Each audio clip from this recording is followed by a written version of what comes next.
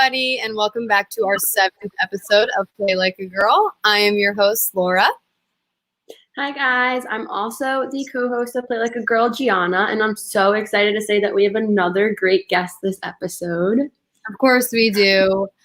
She skated on Team USA for 4 years, and she went to the ISU World Synchronized Skating Championships, both in Finland and Sweden. We'd like to introduce to you Taylor Blake.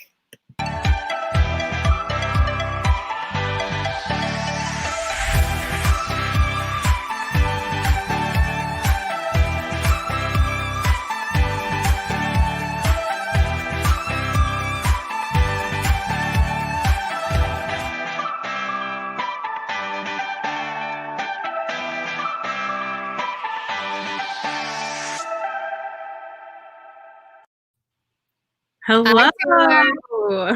Hi, guys. Nice to be talking with you. You too. So excited. Very excited. I'm so happy to see you, Taylor. I feel like it's been so long. Yeah, it's been a long month. I heard you guys are like the best of friends. Yes. Yeah. That's awesome. I heard you guys skated when you were young together. Mm-hmm. Yes, we did. Is Gianna good at skating? Yes, she is. You're flattering. We'd like to hear a little bit of your story. How did you get involved, and when did you know that you love the sport so much? So my mom actually put me into ice skating when I was about 4 years old. And she said that she put me into it because one day we had the Olympics playing and it was figure skating. And she saw that every time figure skating came on and I watched, I would slide across the floor and try to mimic what the figure skaters were doing. So then she was like, oh, let me put her into skating. And she's like, I had no idea what I was getting myself into. And from that moment on, I guess I loved it because I stuck with it. That's awesome. Yep. And then Taylor and I became teammates for the first time at Murray's. Yeah, I think it was How old were you guys? We were 5. 5 or 6. Yeah, we were 5. Wild. We skated to the Itsy Bitsy Teeny Weeny Yellow Polka Dot Bikini song. And of course, have to. Clown theme. Yeah, Yeah, it was clowns. Yeah. Oh yeah, we did skate to clowns. There was a clowns theme that we skated to. They put red lipstick on our cheeks, and it was not cute. Oh my god! I'm surprised you guys can remember that much, being so young. It's the pictures. Yeah, I guess that's true. But yes. So Taylor, what would you say is one memory from skating that you're going to carry with you forever, and why do you cherish it so much? I technically have 2 memories because they're a little hard to differentiate. But I would say the first one is when I got the news of being on Team USA. I remember I just got out of school. My mom was like, hurry up. I really need to tell you something, blah, blah, blah. And I was like, oh, I feel like I'm in trouble. So I got in the car all scared. And she was like, guess what? They offered you a spot on Team USA. Because I had I didn't try out for the team at that time. And she was like, you're being pulled up. This is really big. And in the moment, I was like, yes. But then after reality set in, I was like, no shot. I'm not joining. I'm not doing it. Don't even think about saying yes, because I was 15 at the time. I didn't really know what real effort was. I was not prepared to be on Team USA. And she was like, you don't have a choice. You're doing it. Yeah. So, yeah, that was one memory. And then the other one was when I competed my first international competition, which was held in Neuchâtel, Switzerland. And honestly, experiencing a new country, new food, seeing different teams representing different countries, and then stepping onto the ice for the first time and hearing the crowd chant USA I will never forget that moment either. Yeah, that sounds crazy. Oh my gosh. Yeah, life-changing. I do remember when Taylor was first pulled up to senior for USA, or was it on? Did you get pulled up to junior first? Senior, I said junior. Okay. Oof. You got pulled up to senior, and then my mom was like, "John, guess what? I was like, what? And she was like, Taylor's gonna be on Team USA. And I was like, oh my God. I was like freaking out. I was freaking out.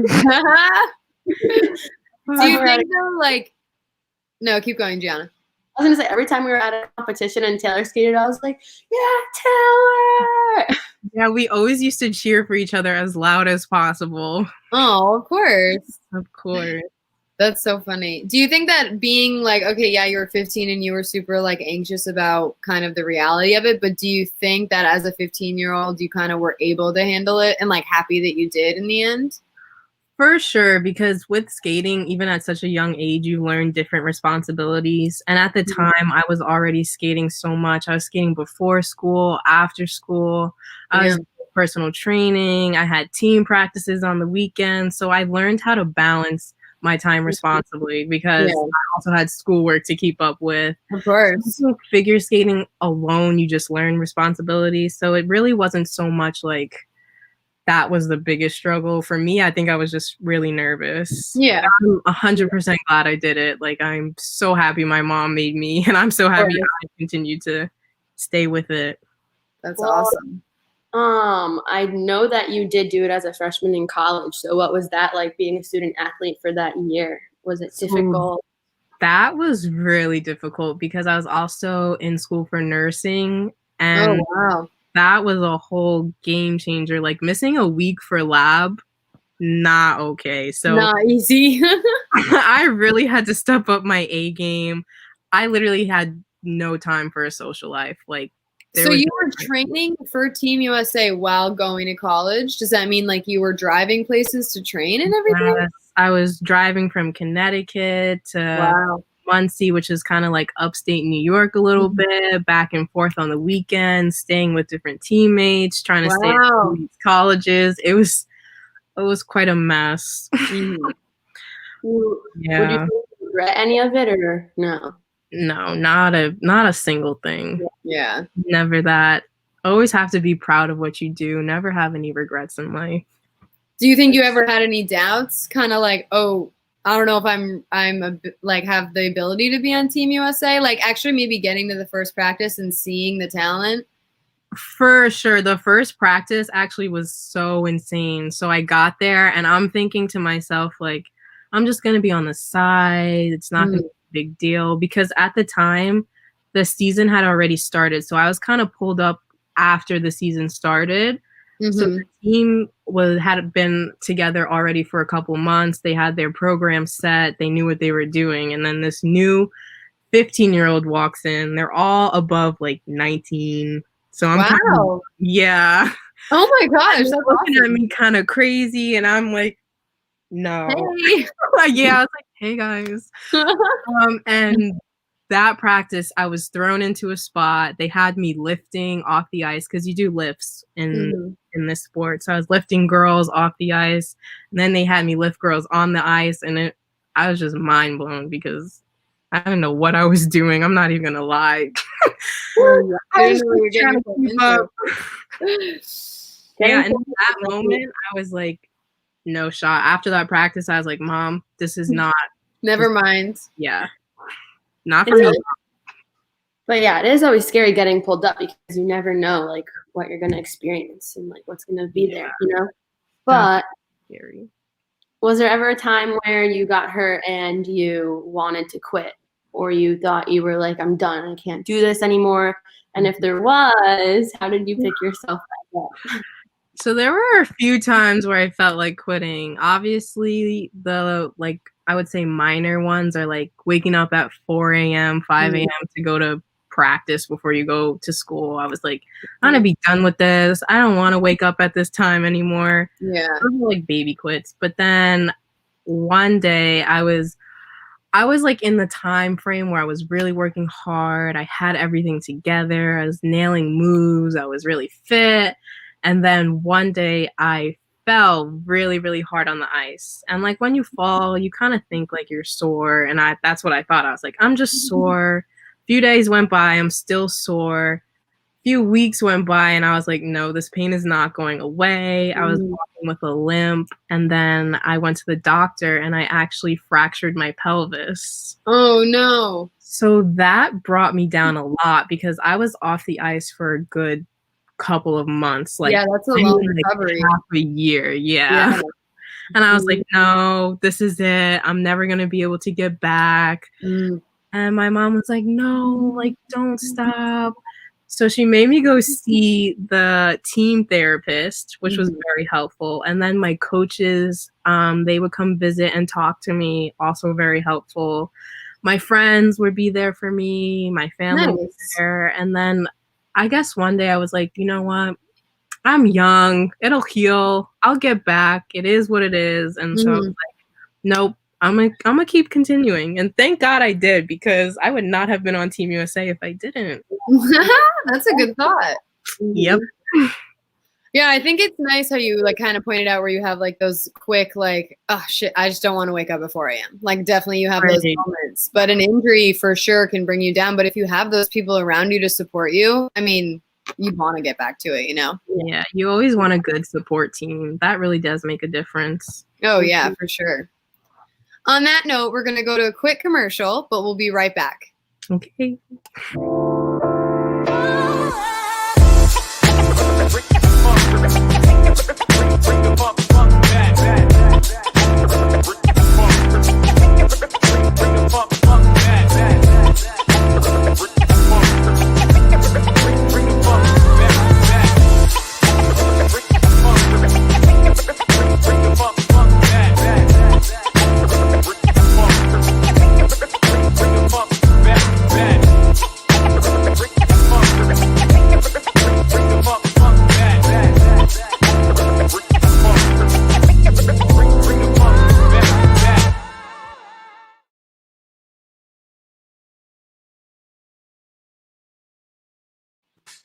Welcome back, everybody, to Play Like a Girl episode 7. We have Taylor Blake here, and we are talking about her and her experience with Team USA and synchronized skating and how she kind of came up starting really young and then was on Team USA for 4 years. So big accomplishments here, ladies. We cut before the commercial break kind of talking about injuries, and this is kind of a quick question for you two because I don't know anything about skating, and I know you both do. I watched this one movie one time where this girl was like skating for hours, took off her boot, and she had like do you know what I'm talking about? Do you know what movie I'm talking about? Isn't that like Ice Princess or something? She had like calluses all around her feet. Yeah. Is that real life? Yeah. It can be. Yes. Yeah, it's also funny that you say that because every time you talk to, like, if somebody talks to me and Taylor that is not a figure skater, doesn't know anything, they always refer to the movie Ice Princess. It's just one of the classic ones. But okay, during commercial, I was like, I'm going to ask about this movie, and they're both going to know what I'm talking about immediately. Yeah, but that happened for you guys? Yeah. So Taylor can tell them about boot camp. Tell them about how boot camp, whenever you take your skate out. Yeah. So boot camp is like a week of full-on intense training, like 5 to, I would say, 7 hours of ice. It's straight like from hell. And if you have a pair of boots on, your feet are going to be destroyed. Even if you have old boots on, your feet are still going to be destroyed. I had this one teammate use new boots, and I was like, sis, that's not the way to go. And at the end of the week, she had like 2nd-degree burns. Like it was really, really bad. Oh my God. No joke. Because at the time, your coaches are not going to really care. So you kind of just have to go and live with it. Yeah, it is kind of like a part of the sport, any sport. Like, you know what I mean? You just got to like kind of adapt. Do you guys wrap after a while? You wrap your feet or no? Yeah, you try to do anything like wrap your feet, or you take that like foam circle thing and cut a circle a little bit. Yeah. Oh. Or blister band-aids. Like anything that will help. We would take like 7 to 8 trips to CVS when we were at boot camp because of how much we needed like things for our feet, or even like we would use K-tape because it wasn't just your feet, it really your entire body. Like we would have K-tape on our shoulders from doing Bielmans or just Oh my god, KT tape was huge. Yeah, wait, skating seems like such an elegant, pretty sport, and you guys are literally going through it. Yeah, it's the acting. No, for sure, for sure. But it's worth it in the end, Taylor. For sure. You just got to get through it. Oh, yeah. Leading off of that question a little bit, there are good memories that come with skating, but there's also like bad ones, of course. So there is a lot going around the skating world about like Black athletes, especially in figure skating. So is there anything that you would like to say about that? How was that for you growing up? Have you ever had that experience? Yeah, so there's a lot with this topic. So if I go too long, just like cut me off. No, don't worry about it. But I would definitely say like being a Black figure skater was definitely eye-opening. I mean, as a little girl, I obviously didn't notice much going on because I'm not thinking in those terms, ways, mindset.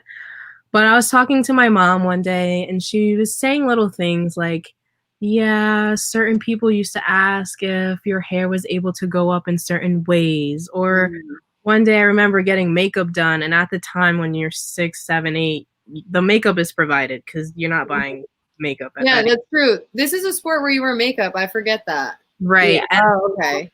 I remember all of my teammates getting their makeup done. And then when it came to me, they didn't have my foundation color. And at the time, I became really upset because not because I was thinking in like racist, not racist, but you know, those type of ways. I was upset because all my other friends were getting foundation and not me. Yeah, but yeah, for sure. like that, I wasn't really noticing. And my mom was telling me like, yeah, it started ever since we put you in the sport. Wow. And however, things got better. Like they eventually gave me tights that were my color, and like when we had dresses that had mesh in them, they were my color. And I was fortunate to be one of those girls because some teams didn't do that for their figure skaters, which is pretty sad because in the end there wasn't a lot of us to begin with, so it shouldn't have been that bad. But I would say that I really started like seeing little key moments when I really got onto Team USA. And I would say that my coaches did a farewell job and tried to not make it be about that until the judges started getting involved. And then I would notice little things like when I got on the ice, I only saw like one other girl, if that looked like me. Or when I got into an arena that held thousands of people and I could only spot 5, maybe 10 Black people, it's like, okay, that's eye-opening. Yeah. When I looked at the judge panel and not a single one of them looked like me or was African American, that's like, those little things do take your confidence away and make it hard to step on the ice and even represent your country like that, because like it's just it's hard. And I would say it definitely had its tolls on me. Yeah. Even in practice, like my coaches, they really did try. Like I felt like I personally had a responsibility or duty that was different than my teammates. Like in the sport that we are in, or I am in and Gianna's in, we aren't supposed to make mistakes. And that's typically in any sport. But I feel like I really had no choice to make a mistake. Yeah. Like that was not an option for me because I was easily spotted. And I felt like that constantly put like a little target in my mind. Like I'm constantly being watched. If I make one mistake, I let the team down. They're going to deduct points from this and that. So that also led to like negative behaviors. Like I wasn't eating because I was so anxious. I would throw up every competition before practice. It was a bad state. But what do you think your willingness to kind of be like, I don't want this to be the case anymore, like got you out of that, or like continued to be like, I want to continue this sport? I would say that was definitely a big part of it. It was that I would say was majority of it. I was tired of having that weight on my back. I felt like no matter how much I tried, it was always going to be a little incy thing from the panel. That's wild. Also with college and nursing, that was hard. And I also, my last season, tore my MCL, so that had put me behind again. Yeah. I was like, all these combinations, I think I've called it a day. Like, I've had a fair share, and I've enjoyed every second of it, but it's time to put it at rest. And you've had some major accomplishments, like, so it's okay for you to take a little break if you need right. I was happy with it. Laura, I don't know if you know, but when she was like talking about the panel, it's figure skating is extremely competitive and like nitpicky with every single thing you do. Like, I definitely know they're judging you very harshly. So it's like extremely harsh to be an individual on a team, but in Taylor's case, like how she was explaining to us, it was harder for her. And it's also like it's a physical thing, but it's also like a mental thing. So for sure. I mean, when you're I don't mean to cut you off, Gianna, keep going. No, go ahead. Taylor, when you were explaining how you, as a young girl, you kind of like didn't see any other skater when you'd go to a competition that looks like you, that kind of like broke my heart a little bit. Like, it's just, it's a shame to know that, and then to be however old you are, seeing that, and okay, how do I adapt to this, especially at such a young age? I mean, right. It is definitely a primarily like white sport, and that is known. And there's different reasons why. Like, I think a big factor is that skating is a lot of money. And it's just not something that most parents have. Like, it's a lot of money. It's or even the accessibility to like right. Yeah. Right. Environment, socioeconomics. It's like, it's crazy. But also with the judging, what makes it even more difficult is that at least when you get to the older levels, you start to learn how they judge you. And one thing is that they have like playback videos, kind of like in other sports, I believe. Yeah. So, like, after a certain element, they'll go back, rewatch, and they can look at any skater they want to. Yeah, slow anything down. That was a big like mental block in my head, because like, obviously, if I'm a judge, I'm going to pick someone I can find easily. You know? And even when I used to watch, like, my eyes used to just be drawn immediately to someone who didn't look like the other ones. Yeah. There was Team China, and there was one white girl on the team. And like, my eyes used to go to her immediately. Yeah, of course. It's natural when you have 16 on the ice, or 16 that all look alike and one that looks a little different. It's just a natural thing to do. So having that in the back of my mind was always like messing with me. Yeah, for sure. That's like the same thing with sometimes there's a boy on the team. If there's a team of all girls and one boy, I'm automatically like, my eyes are set on him the whole time because he just stands out, you know. Which is funny because actually there was a boy on my team for like the last years of my season, and of course we're placed next to each other for some of the program, and I was like, oh, we just make a perfect pair. All Well, you guys got probably a lot of laughs out of that, though. Oh, for sure. For sure. Wow. I made it a laugh. I mean, it's definitely okay if there's one that stands out more than the other, but the wrong thing is to judge negatively because of that one wrong thing. You know what I mean? And that is a very, shitty experience if that is the case for someone, you know? Which most likely it is. Yeah. Unfortunately. Yeah. It's really sad. Yeah. And it has been for a while, but hopefully things in the future will get better with every sport. Yeah, you're a part of that, Taylor, though. Like, getting better, like showing it that it's getting better for girls too, you know? Right. That's a good thing. Hopefully, I want to continue to change or find a way to be the change in figure skating a little bit. Like, I don't have to be the main cause and be this whole big person, but I do want to help, like, whoever's still in the sport or maybe younger generations, like, see that it is okay and you shouldn't have worry about little things like that. For sure. You talking about it right now is already making a slight change with the sports.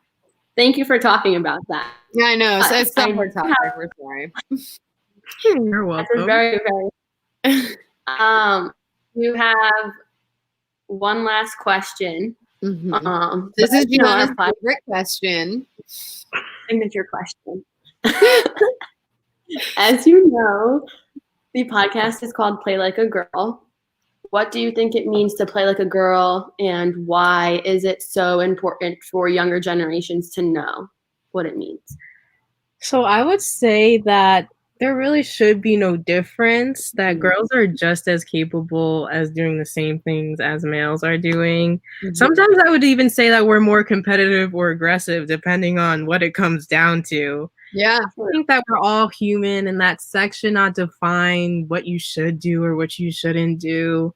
Like, don't let stereotypes of the world or sports like influence your decision. If you want to play football, play football. If you want to fence, fence. As long as you do it with confidence, and as long as it's something that you love, by all means, go ahead and do it. Mm-hmm. So I would say, try not to ever let that embrace what you want to do. Always inspire to play whatever sports you want to play, and always know that you're just as capable as a male of doing it. Like, there should be no difference. So keep your head up high too. Yeah. Yep. And know you're worth it, because you are worth it. Oh my gosh. I feel like I'm in a motivational speech right now. No, yeah, that's what I would have to tell myself. I would look at myself in the mirror and be like, you can do it. Yeah. You made this team for a reason. You want to do this for a reason. Don't let little things like skin color stop you. Like, it's not worth it. At the end of the day, we're all human. We're all the same genetic makeup. So stop. Exactly. And that's on period. That's on period. That's a good message. I like that a lot. Thank you. Yeah. Well, we appreciate you sharing your story with us. It was awesome. Of course. Thank you guys for having me. Of course. Anytime. So special. It was nice meeting you. Thank you. Thank you, guys. Bye. Bye. Gianna, I can see why she's your best friend. Yes, I love her so much. I've been friends with her since I was 5. Yeah. I'm like calling her. It's I mean, skating gives you a lot of friends, which is great. Mm-hmm. But Taylor and I literally, like, I would call her, on FaceTime with her in this house on that couch in the background you see. Yep. Because she's doing nursing, I'd be like, why does my head hurt so much? I had been on my hour, took 3 Advils already. Like, what's going on? Like, I would call her for the stupidest stuff, but she would always be there for me. And I mean, started with skating. She seems like she's the most supportive person in the world. I like need her in my corner. Yeah, she's very supportive. And I can see that she has like the hustle in her, you know? So like, I mean, Team USA 4 years she was waking up at 4 a.m. at the age of like 15. That's wild. Who does that at 15? You know? Like, she does so much. She not only like does she just like do skating, she runs her own fitness page. She goes to the gym like every day. She like she's taken the firefighter test. She's done like all of these things for New York City. It's crazy because she's like, wow, she's truly making a difference. Like, that's my best woman of many like, talents. Yes, a woman of many talents, to say the least. I cannot wait to see what she does next. Well, we wanted to thank everyone for tuning in this week. We want to thank Taylor again. She was a great guest. And as you all know, this is the podcast called Play Like a Girl. For the girls. Thank you, everyone. See you next week.